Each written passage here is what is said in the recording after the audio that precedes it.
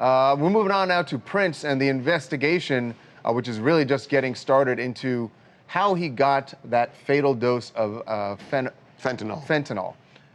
Who gave it to him? Who prescribed it? Are they different people? Was it prescribed from a doctor or was it prescribed to someone else? I want to give you one of the operating theories we got from law enforcement, and this is a possibility. It appears, based on everything I can see, number one, I do know for a fact they knew almost immediately it was fentanyl. We are told that this drug was obtained illicitly. Now, that means it can mean a number of things, but it means it wasn't just a flat-out prescription, legitimate prescription to Johnny Depp. It could have gone through a third person. To Prince, excuse me. Sorry about that. It looks like, one of the theories is that a doctor prescribed it to someone Prince knew, knowing that that person would then give the drug to Prince.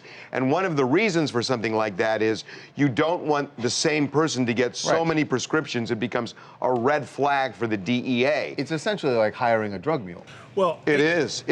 And guys, the reason we know this too is because the feds, the DEA has come in to support Carver County where this actually happened, and the state's attorney there in Minnesota, they've come in to help, and what they specialize in is the nationwide system of doctors who are allowed to prescribe things like fentanyl, and what they call it is prescription drug diversion. And diversion, Harvey, is what you just described, where they know, and they knew almost, like you said, right away, that the way that Prince got fentanyl wasn't as simple as one doctor prescribing it to him and him taking too much of it, or one doctor doing something illegal, because the state would handle that. The feds came in and they have told us the reason they're there is because it's a little more complicated, that it's levels away. I just thought of something. And you know what? I literally just thought of something. Mike.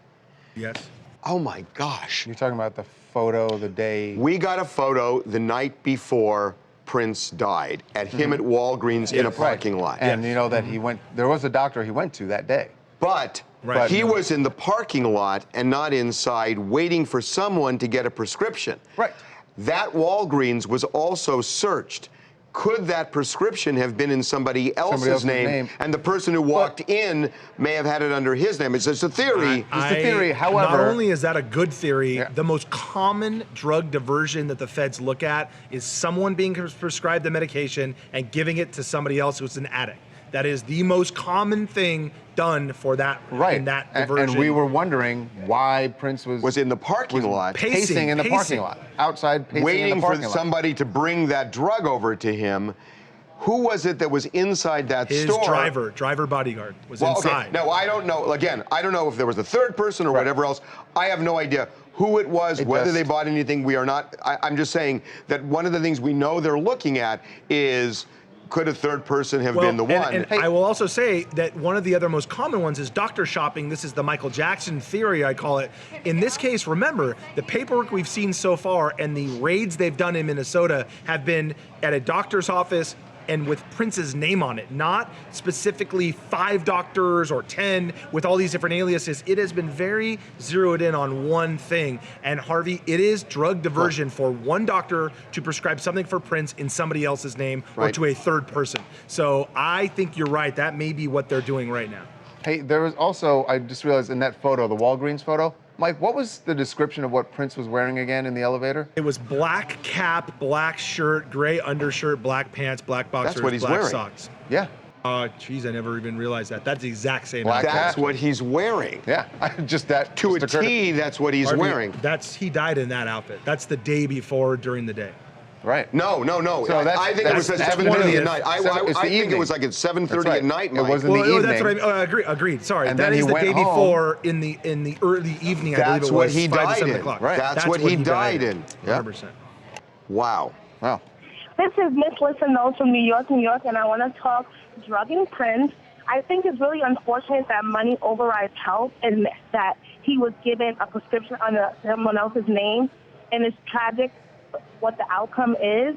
I hope justice is served and this doctor gets prosecuted. Well, we don't know that it's this doctor. No, Again, this is premature to say that, but they are looking. By the way, if somebody gave him these drugs and they died, somebody illegally prescribed them, if that's the case, that could be 25 years in prison for third-degree murder. And Harvey, we're saying it there, it's so interesting because this is the way newsrooms work, where they're talking about it behind me, and I just turned to discuss it with our producers.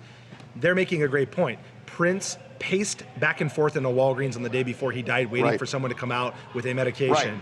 In the outfit he died in, goes home, takes medication.